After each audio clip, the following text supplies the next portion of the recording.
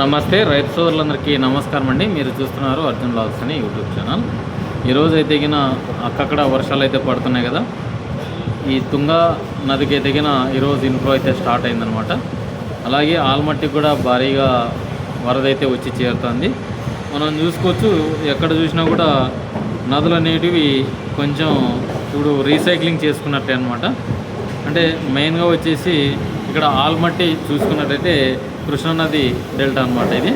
ఇది వచ్చేసి 19 జూలై 2026 ఉదయం నాటికి 8 గంటలకు ఇన్ఫ్లో వచ్చేసి 40,559 క్యూసెక్స్ అయితే ఉందన్నమాట. అవుట్ఫ్లో అంటే నీటి విడుదల వచ్చేసి 8,233 క్యూసెక్లు అయితే అయినా కృష్ణానది నుంచి విడుదల చేశారనమాట.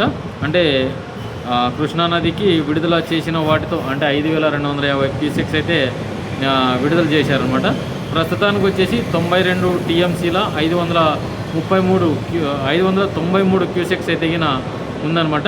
గరిష్ట నిల్వ సామర్థ్యం వచ్చేసి 123 టీఎంసీల 081 క్యూసెక్స్ అయితే అక్కడ నిల్వ చేయొచ్చు అనమాట. పశ్చిమ కనుమలు మరియు కృష్ణానది పరిహారక ప్రాంతాలలో కురిసిన తాజా వర్షాల కారణంగా గత 12 గంటల్లో ఆల్మట్టి జలాశయానికి 35,000 క్యూసెక్స్ వచ్చేసి చేరుతుందన్నమాట.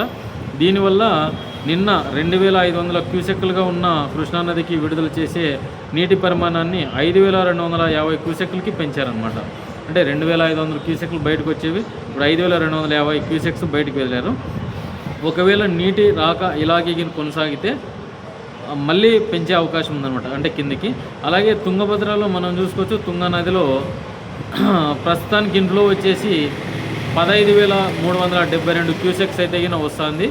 అవుట్ఫ్లో వచ్చేసి 7,552 క్యూసెక్స్ అయితే వదులుతున్నారు. అంటే ఇదంతా వచ్చేసి 350 కిలోమీటర్ల పరిధి మేర వచ్చేస్తుందన్నమాట.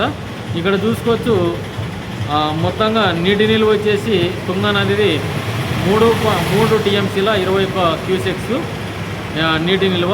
ఇప్పుడు ప్రజెంట్ వచ్చేసి 3.224 క్యూసెక్స్ వచ్చేసి ప్రజెంట్ ఉందన్నమాట. అంటే కిందకైతే నీటిని అయితే విడుదల చేస్తున్నారు. ఇవి వచ్చి డైరెక్ట్ వచ్చేసి తుంగభద్ర జలాశయానికి అయితే ఇన్ఫ్లో వస్తుందన్నమాట. అంటే ఒక మోస్తరు వర్షాలు కురుస్తున్నాయి కాబట్టి ఇంకా మనకి ఋతుపవనాలు ఇంకా కదలికపోయాక అల్పపీడనం ఏర్పడి ఇంకా వర్షాలు గిన వస్తే ఇన్ఫ్లో స్టార్ట్ అవుతుందని అంటున్నారన్నమాట అధికారులు అయితే కింద. ఇంకా ఒక 2-3 రోజులు అయితే వేచి చూడవచ్చు, ఇంకా భారీ వర్షాలు అయితే కురుస్తాయని చెప్తున్నారు. ఐఎండీ కూడా హెచ్చరించిందనమాట. 20 తారీఖు నుంచి స్టార్ట్ అవుతుంది, మళ్ళీ అల్పపీడనం ఏర్పడి ఇన్ఫ్లోస్ అయితే స్టార్ట్ అయితే కింద మళ్ళీ మీటింగ్ అయితే పెడతారనమాట. ఇప్పుడు ఒక మోస్తరు వర్షాలు కురుస్తున్నాయి కాబట్టి ఇంత మటుకు ఇన్ఫ్లో ఉందని అయితే తెలియజేయడం జరిగిందనమాట. ఇదండి వీడియో కన్నా. మన వీడియో నచ్చింటే లైక్ చేయండి, సబ్స్క్రైబ్.